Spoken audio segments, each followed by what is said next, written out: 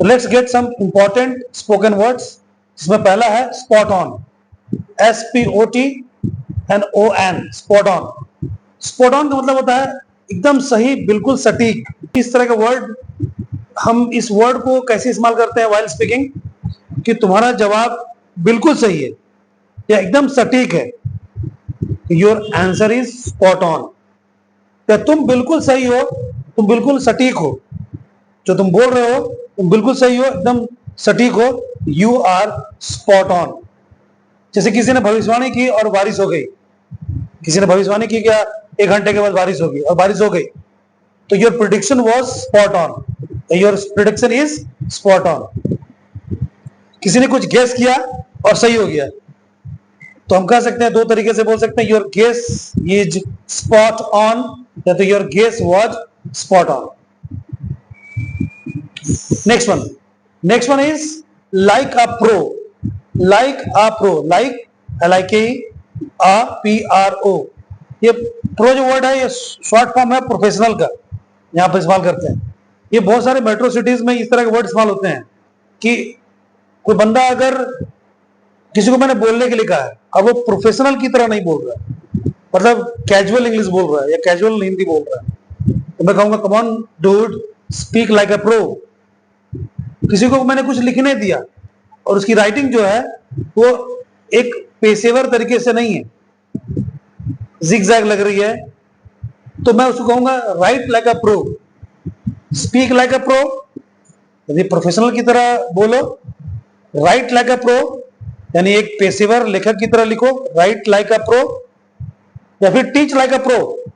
अब किसी को मैंने पढ़ाने भेजा और वो ऐसी कैजुअली पढ़ा रहा है, तो अगर मैं ही पढ़ाता हूं और मैं कैजुअल तरीके से पढ़ाऊंगा तो जो लोग मुझे जानते हैं वो कहेंगे sir please teach like a pro, right. So teach like a pro that means teach like a professional. Teach like a pro, speak like a pro, right like a pro, behave like a pro. So like a pro that means पेशेवर तरीके से, professional तरीके से. The next word is on leave. On leave मतलब छुट्टी पर है.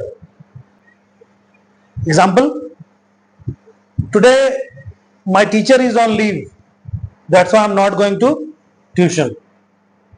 या फिर today I am on leave that's why I am not going to school. My father is on leave, मेरे पापा छुट्टी पर है. या फिर he was on leave that's why he did not come to meet me, he did not come to teach us. यानी वो छुट्टी पर था इसलिए वो मुझसे मिलने नहीं आया या वो हमें पढ़ाने नहीं आया. सो सिंपल मीनिंग है छुट्टी पर है, कोई छुट्टी पर है, मैं छुट्टी पर, तुम छुट्टी पर हो, दैट मीन्स ऑन लीव. छुट्टी पर दैट मीन्स ऑन लीव.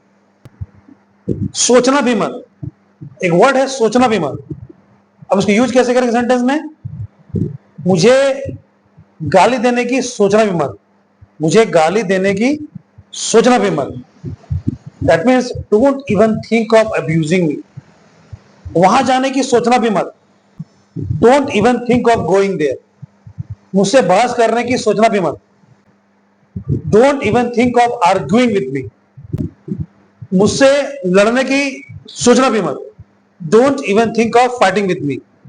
या फिर गलत जवाब देने की सोचना भी मत. So don't even think of giving wrong answers. एक लास्ट और ले लेते हैं.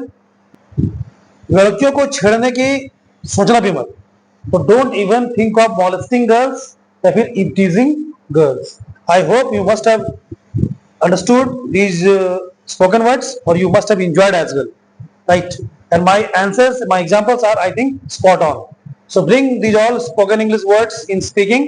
You will see that your spoken English will be beautiful. Yeah, it will be beautiful. You can impress anyone by the help of these type of words. So now I would like to finish it off and I'll meet you in my next video. Goodbye. See you.